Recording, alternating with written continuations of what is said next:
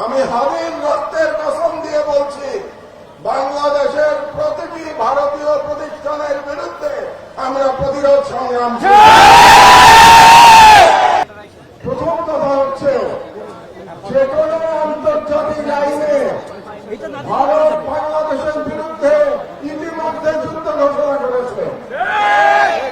কারণ হচ্ছে, আন্তর্জাতিক আইনে বলে আপনি যখন আপনার দেশের সন্ত্রাসীদের আশ্রয় দিয়ে তাদের মাধ্যমে অন্য কোন দেশের অভ্যন্তরে বিশৃঙ্খলা এবং সন্ত্রাসী কর্মকাণ্ড করবেন, তার অর্থ হচ্ছে আপনি সেই দেশের বিরুদ্ধে যুদ্ধ ঘোষণা করেছেন। কাজেই আমি সরকারের প্রতি আহ্বান জানাচ্ছি, আপনারা অনতিবিলম্বে জাতিসংঘে ভারতের বিরুদ্ধে নালিশ উত্থাপন করুন। ভারত বাংলাদেশের বিরুদ্ধে অঘোষিত যুদ্ধ ঘোষণা করেছে এবং এর বিরুদ্ধে জাতিসংঘের সাধারণ পরিষদ এবং সিকিউরিটি কাউন্সিলে আমাদের অনতিবিলম্বে যেতে হবে।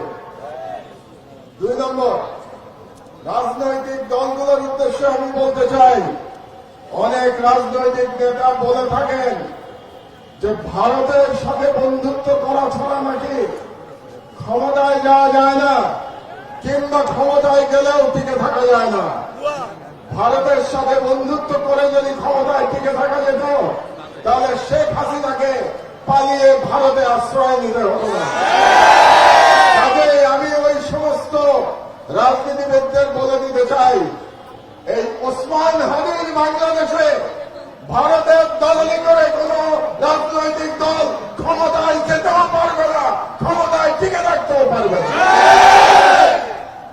3 নম্বর, আমি ভারত সরকারের প্রতি আহ্বান জানাচ্ছি, আগামী 25শে ডিসেম্বরের মধ্যে আপনারা খুনি মৃত্যুদণ্ডপ্রাপ্ত শেখ হাসিনা এবং আসাদুজ্জামান খান কামাল এবং হাবিব হত্যাকারী হাবির উপরে আততায়ী যারা ছিল, তারা যদি ভারতে আশ্রয় নিয়ে থাকে, তাদেরকে 25শে ডিসেম্বরের মধ্যে আপনারা হস্তান্তর করুন, প্রত্যর্পণ করুন।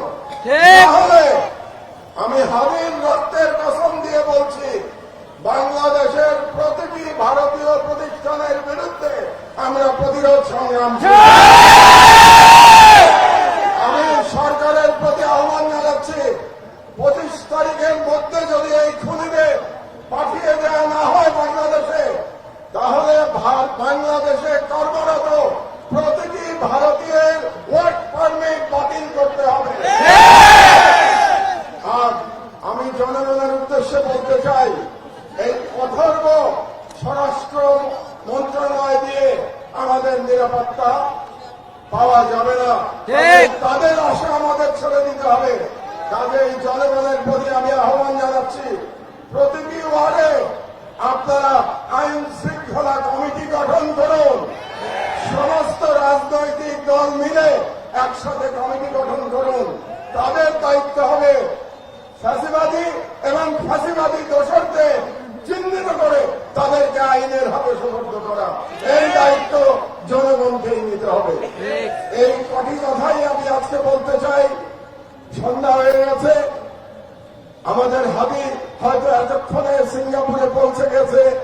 আমি মহান আল্লাহ তাআলার কাছে করজোড়ে মিনতি জানাচ্ছি, ফরিয়াদ করছি, আমাদের হাবিবে আল্লাহ আমাদের মাঝে আপনাকে ফিরিয়ে দিন।